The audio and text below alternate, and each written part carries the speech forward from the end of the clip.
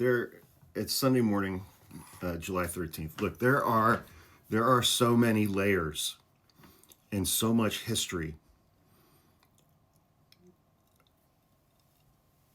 building up to this last week with Trump, his DOJ, and Jeffrey Epstein.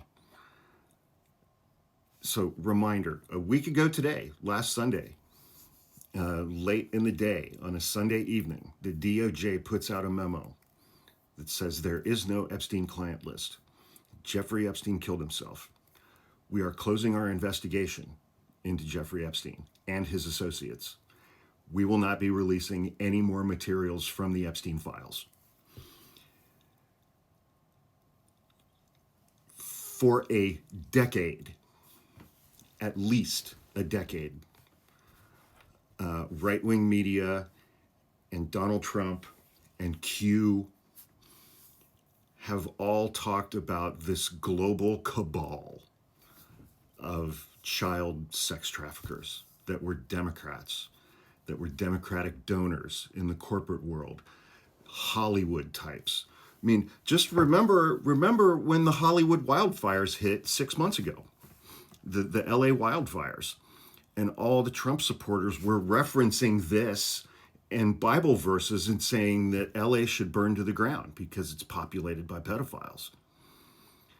The MAGA base has been primed for this for a decade. Comet Pizza, Hillary Clinton, the basement of the pizza place, Pizzagate, that's 2016. Frazzled Drip. You want to go down a rabbit hole? Google that. Frazzled Drip.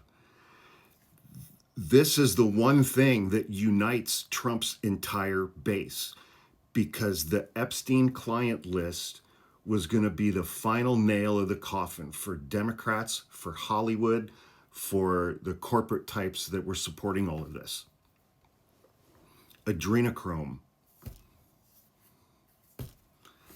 The Epstein client list was going to be the singular culminating event that led to mass arrests of people on the left, Democrats, Hollywood, business leaders.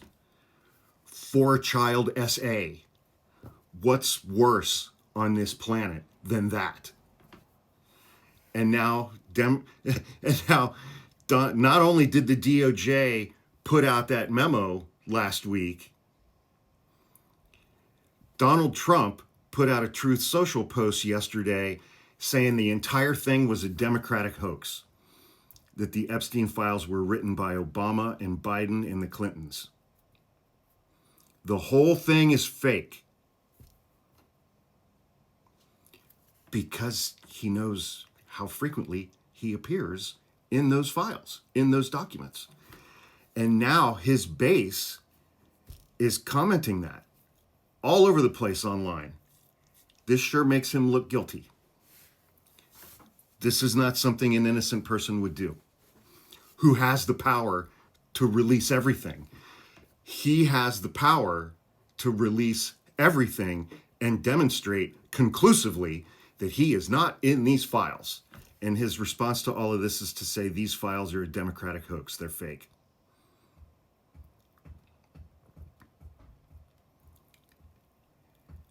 It's the core of the MAGA identity. It's the one thing they all have in common.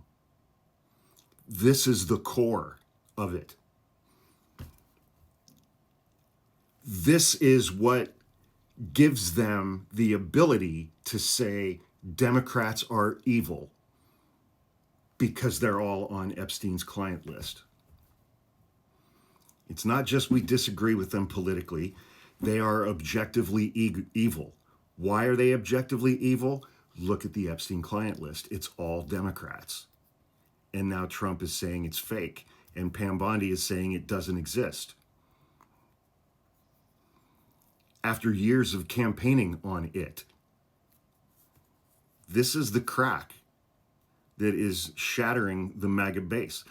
I just saw a TikTok from a woman.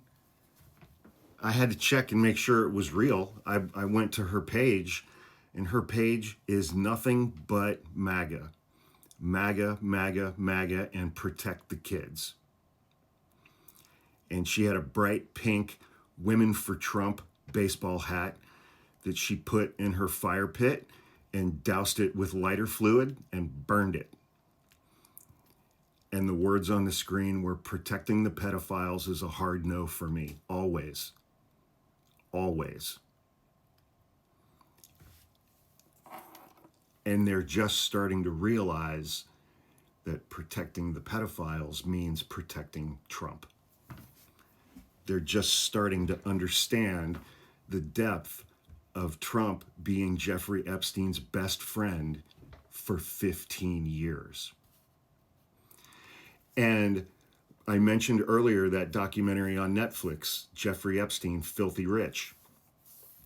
The U.S. attorney who took the case away from the state prosecutors so that he could prosecute Jeffrey Epstein at the federal level, and prosecuted him on one count and gave him a sweetheart deal where for 13 months he had to spend the night in jail each night. He was released during the day, each day, and then he had to report to a case that was going to send him to prison for the rest of his life.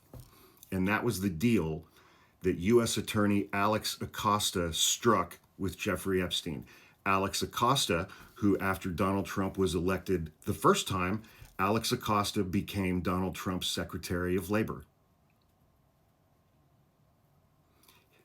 That prosecutor got a cabinet position in Trump's first administration. And then all this fired up again, and he had to resign in scandal and disgrace.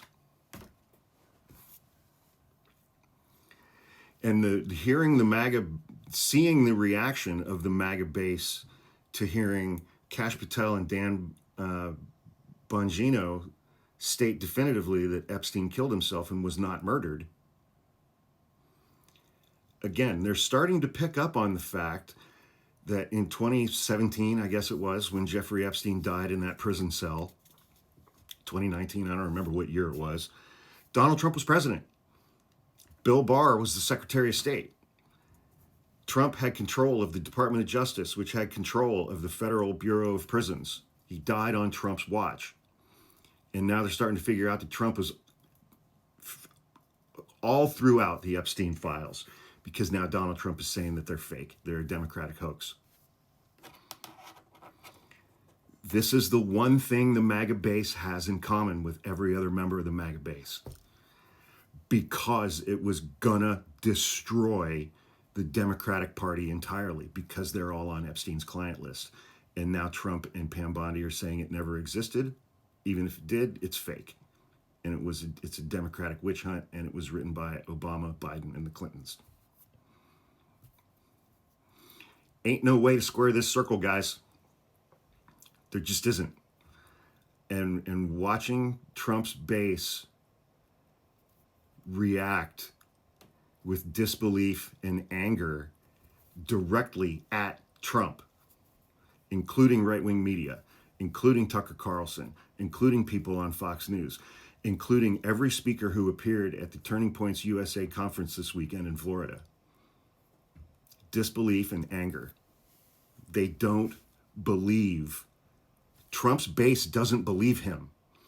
Trump's base doesn't believe Pam Bondi. They don't believe Kash Patel or Dan Bongino. And that's why Dan Bongino quit going to work this week. This is going to undo the entire thing. It's going to undo the entire thing. And it's amazing in a really dark, sinister, and twisted way that the policies and the actions that Trump has taken in government over the last 6 months, that's not what's going to undo Trump's base's support for him. It's Epstein and the Epstein files. We are living in the most fucked up timeline you can possibly imagine right now.